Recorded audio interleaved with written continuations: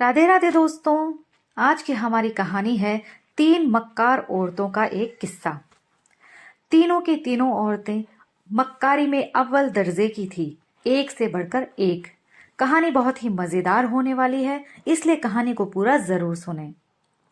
बहुत पुराने समय की बात है। एक गांव में तीन मक्कार औरतें रहती थी, जो एक दूसरे से काफी चढ़ती हुई थी। उनमें से एक पंडित की पत्नी थी, दूसरी एक दरोगा की और तीसरी व्यापारी की पत्नी थी। एक दिन संयोग से तीनों ही गर्मियों के दिनों में कुएं पर नहाने गई। नहाते नहाते उन्हें एक कीमती अंगूठी मिल गई। तीनों की आपस में बहस होने लगी कि ये अंगूठी मैं लूंगी, ये अंगूठी मैं लूंगी।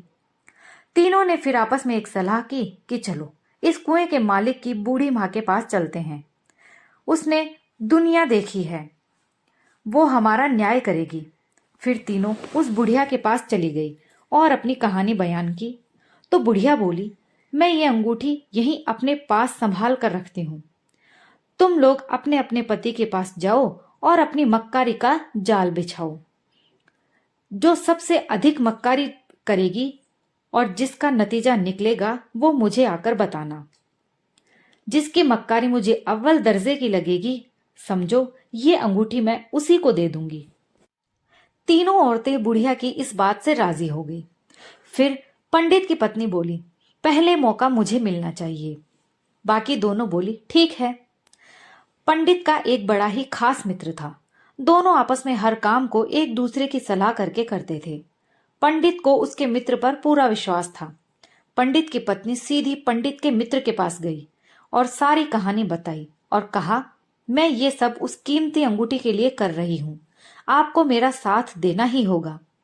पंडित का मित्र राजी हो गया। उसने पूछा, क्या काम है?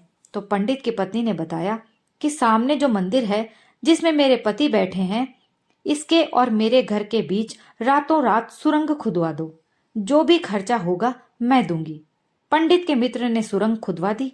फिर पंडित के मित्र को उसकी पत्नी ने ही बताया कि आगे क्या करना है। उसने कहा, तुम दूल्हे बनकर मंदिर में आ जाना और उधर एक तरफ से मैं आ जाऊंगी। फिर तुम पंडित को बुलाना और कहना कि मेरी शादी है, मंत्र पढ़ना है। सुबह पंडित का मित्र पंडित के पास पहुंचा और कहा, जल्दी से मंदिर चलो और मेरी शादी है जिसमें तुम्हें मंत्र पढ़ने हैं। पहले तो पंडित हंसा, फिर बोला, मैंने तुम्हें कितनी बार कहा था कि उम्र रहते शादी कर लो, तब तो तुमने की नहीं। खैर चलो, कोई बात नहीं, तुम्हें अब अक्ल आई तो अभी सही। पंडित अपनी पोथी पतड़े लेकर मंदिर की ओर चल पड़ा। उधर उधर पंडित की पत्नी ने शादी के लिए भारी जोड़ा पहना और सुरंग के रास्ते से मंदिर में पंडित से पहले ही पहुंच गई। थोड़ी देर में पंडित और उसका मित्र भी वहां पहुंच गए। पंडित ने जब अपनी पत्नी को दुल्हन के कपड़ों में देखा तो हक्का बक्का रह गया। वो सोचने लगा, हे भगवान, ये तो मेरी पत्नी है, अब क्या करूं? तब उसका मित्र बोला, पंडित जी जल्दी करो, शुभ मुहूर्त निकला जा रहा है। पंडित जी पहले ही परेशान थे कि ये मेरी पत्नी है या कोई और हमशक्ल औरत है। फिर उन्हें ख्याल आया, एक बार चलकर घर पे देखूं तो सही कि मेरी पत्नी घर पर है या नहीं। फिर कहने लगे, थोड़ा रुको, मैं तुम्हारी कुंडली तो मिलाना ही भूल गया और घर से मुझे एक जरूरी किताब भी लेकर आनी है। ये कहकर पंडित जी जल्दी से घर आए तो उनकी पत्नी पहले से ही सुरंग के रास्ते घर पर पहुंच गई और पलंग पर इस तरह पड़ी थी जैसे नींद में हो। पंडित ने दरवाजा खोला तो उसकी पत्नी अंदर से बोली, कौन है? सोने भी नहीं देते ढंग से, अभी तो दवाई ली थी। फिर पंडित बोला, मैं हूं। पंडिताइन, अब तुम्हारी तबीयत कैसी है? उसकी पत्नी बोली, अब थोड़ा आराम है। अपना शक मारकर पंडित फिर मंदिर पहुंच गए तो उन्होंने देखा कि दुल्हन तो मौजूद है। फिर पंडित ने बड़े ही ध्यान से देखा और सोचने लगा। तब दुल्हन बोली, आप मुझे क्यों घूर रहे हैं? अगर मंत्र पढ़ने हैं तो पढ़ें, नहीं तो हम किसी दूसरे पंडित को बुला लेंगे। ये आवाज सुनते ही पंडित का शक और भी बढ़ गया, मगर क्या करे? एक तरफ उसका फर्ज था, दूसरी तरफ मित्र का भी ख्याल था। उन्होंने मंत्र पढ़ने शुरू किए कि पंडित की नजर दुल्हन के चेहरे पर बने एक मस्से पर पड़ी। अब उन्हें यकीन हो चुका था कि ये मेरी पत्नी ही है। पंडित ने सोचा क्या बहाना बनाऊं अब घर जाने के लिए। फिर पंडित ने कहा, मेरा पेट खराब हो गया है, और अचानक से उठ खड़ा हुआ और किसी की भी सुने बिना घर की तरफ भाग खड़ा हुआ। वहां क्या देखता है कि उसकी पत्नी पलंग पर लेटी कोई किताब पढ़ रही है। उसे देखकर पंडित बोला, हे भगवान, मैं पागल हो गया हूं। ये मेरी पत्नी है या उस मंदिर में मेरी पत्नी है। ऐसे बड़बड़ाते देखकर उसकी पत्नी बोली, आज क्या हो गया है? आते हो और चले जाते हो और साथ में थोड़ा बड़बड़ा भी रहे हो। पंडित बोला, आज तक मुझे ऐसा मौका न मिला था कि मैं किसी पर शक करूं, पर आज हो रहा है, वो भी तुम जैसी नेक और ईमानदार औरत पर इतने में उसकी नजर पास ही में एक मेज पर रखे सेव पर पड़ी। पंडित ने आधा सेब काट कर अपनी पत्नी को दिया और आधा अपनी जेब में रख लिया और पत्नी से कहा, तुझे सौगंध है मेरी, इस सेब के टुकड़े को 1 घंटे तक अपने हाथ में ही रखना। ये कहकर पंडित फिर भागते हुए मंदिर पहुंच गया। वहां जाकर देखता है कि दुल्हन आधा कटा सेब हाथ में लिए बैठी है। ये देखकर पंडित ने जल्दी से आधा सेब दुल्हन के हाथ से लिया और अपने पास रखे सेब से मिला लिया, तो दोनों टुकड़े बिल्कुल सही मिल गए। अब तो पंडित बिगड़ ही गया। अब उसका मित्र बोला, आप खुश नहीं हैं कि मेरी शादी सही से हो रही है? मैं किसी दूसरे पंडित को बुला लूं? अब पंडित ने सोचा कि मैं उल्टे सीधे सीधे मंत्र पढ़ देता हूं। यदि ये दूसरे पंडित को बुला लेगा तो मेरा तो घर ही उजड़ जाएगा। फिर उसने मंत्र पढ़ने शुरू किए कि उसकी नजर दुल्हन के गले में पड़े हार पर पड़ी। अब क्या था, पंडित फौरन उठ खड़ा हुआ और कहा, अरे ये तो मेरा हार है। तब दुल्हन बोली, तुम्हारा भी जवाब नहीं पंडित जी, लगता है तुम्हारी आंखों में पानी उतर आया है, जो तुम हर चीज को यूं घूर घूर कर देख रहे हो। मंत्र पढ़ने हैं तो पढ़ो, वरना यहां से चलते बनो। पंडित बोला, मैं तो जा रहा हूं, पर तुमने दूसरे पंडित को मंत्र पढ़ने के लिए अगर बुलाया तो मुझसे बुरा कोई ना होगा। पंडित घर जल्दी जल्दी आया और देखा कि पत्नी वही हार पहने बैठी है। बड़ी दुखी हुई और फिर बड़बड़ाने लगा, हे भगवान, मेरे साथ ही क्या हो रहा है? वो बड़े ही ध्यान से पत्नी के गले में पड़े हार को देखने लगा तो उसकी पत्नी बोली, क्या है जी, ये तुम्हारी आंखों में पानी उतर आया है, जो हर चीज को यूं घूर घूर कर देख रहे हो? ये बात सुनकर पंडित के तो होश ही उड़ गए, क्योंकि ये ही वो सारे शब्द थे जो अभी कुछ देर पहले दुल्हन ने उससे कहे थे। फिर पंडित बोला, मैं पागल हो गया हूं। उसकी पत्नी बोली, हाँ, तुम सच में पागल हो गए हो और तुम्हारा दिमाग भी खराब हो गया है। अपने दिमाग का इलाज करवा लो, वरना मेरा जीना मुश्किल हो जाएगा। पंडित बोला, तुम ठीक कह रही हो, मैं अभी एक वैद्य के पास जाता हूं। ये कहकर पंडित फिर मंदिर पहुंच गया।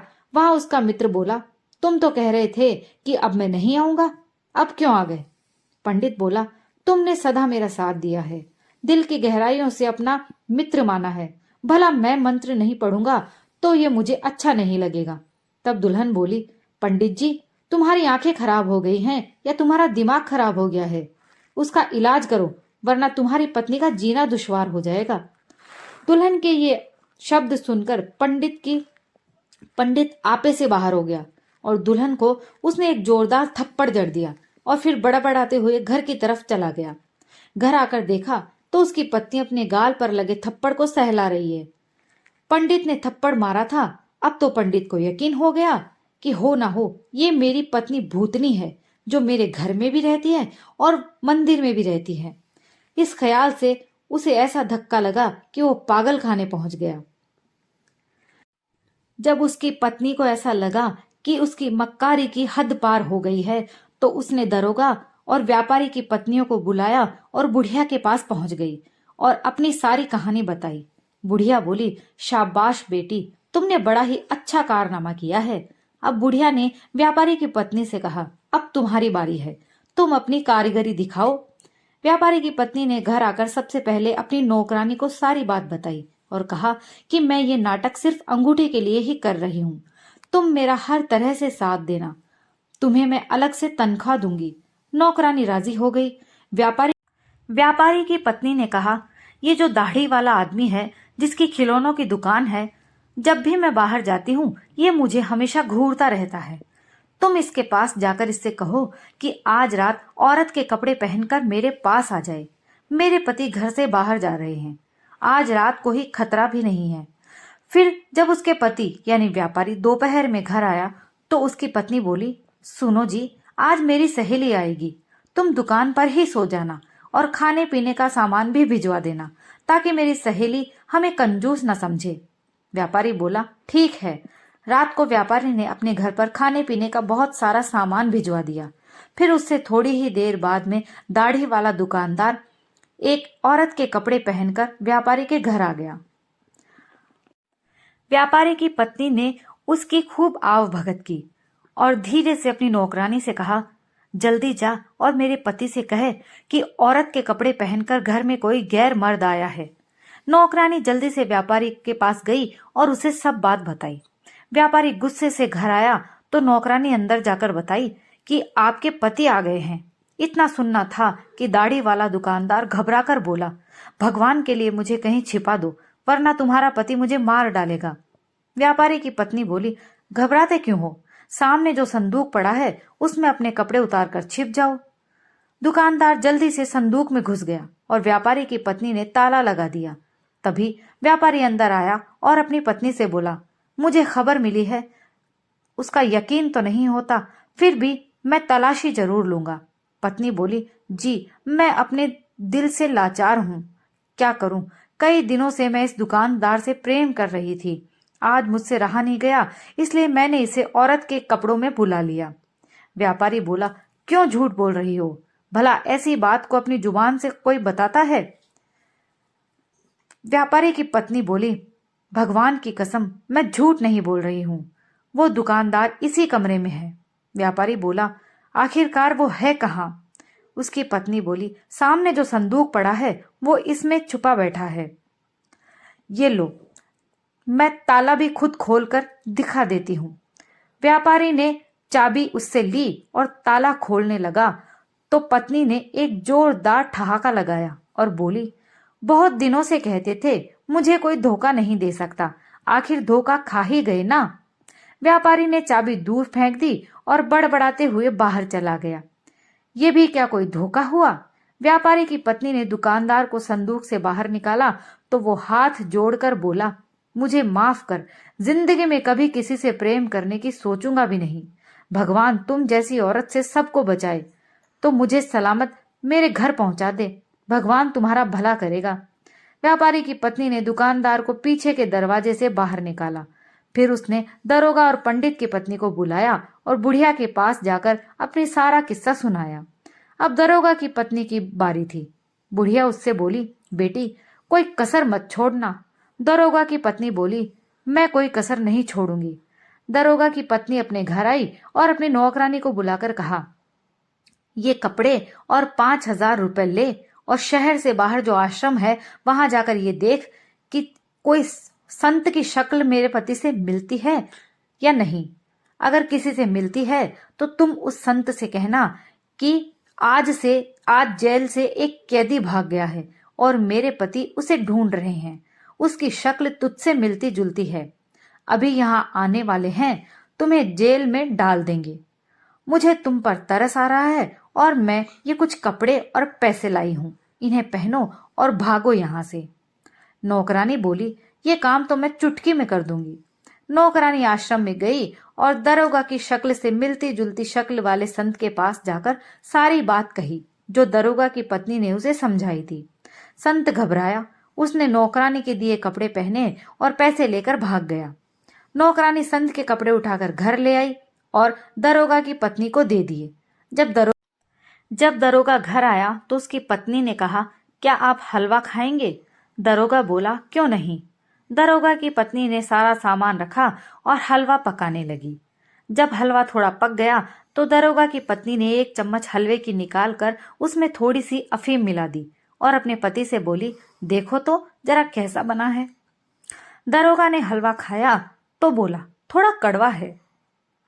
थोड़ी ही देर में दरोगा को गहरी नींद आ गई।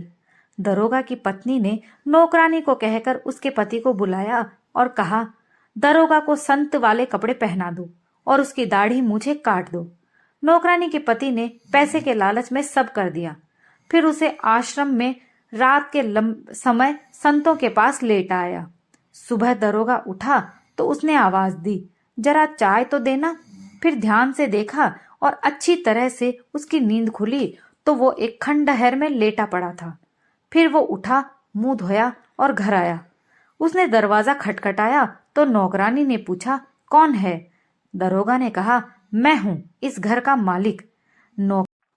नौकरानी ने कहा, जाओ यहां से, अपनी मर्ज का इलाज कराओ। दरोगा ने सबको खूब समझाया पर किसी ने उसकी एक ना सुनी। आखिर दरोगा भीख मांगकर गुजारा करने लगा। दरोगा के घर कोई पूछने आता तो जवाब मिलता कि वे तो सख्त बीमार हैं। एक दिन दरोगा भीख मांगते मांगते अपने ही घर पहुंच गया तो उसको देखकर उसकी पत्नी को रहम आ गया। तब उसकी पत्नी ने पूछा, खाना खाओगे? दरोगा ने चौखट पर बैठकर खाना खाया और वहीं पर बेहोश हो गया। फिर उसे नौकरानी की मदद से अंदर पलंग पर लेटाया गया। उसका हुलिया ठीक कराया, कपड़े बदलवाकर फिर वो हलवा बनाने बैठ गई।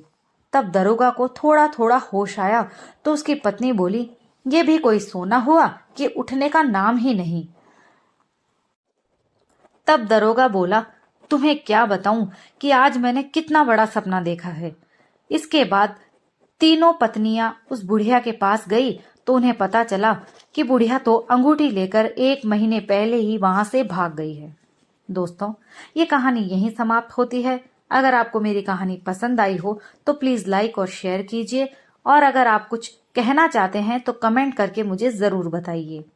अगर आप मेरे चैनल पर नए हैं तो प्लीज चैनल को सब्सक्राइब कर लीजिए, क्योंकि मैं आपके लिए ऐसी ही अच्छी अच्छी कहानियां लेकर आती हूँ।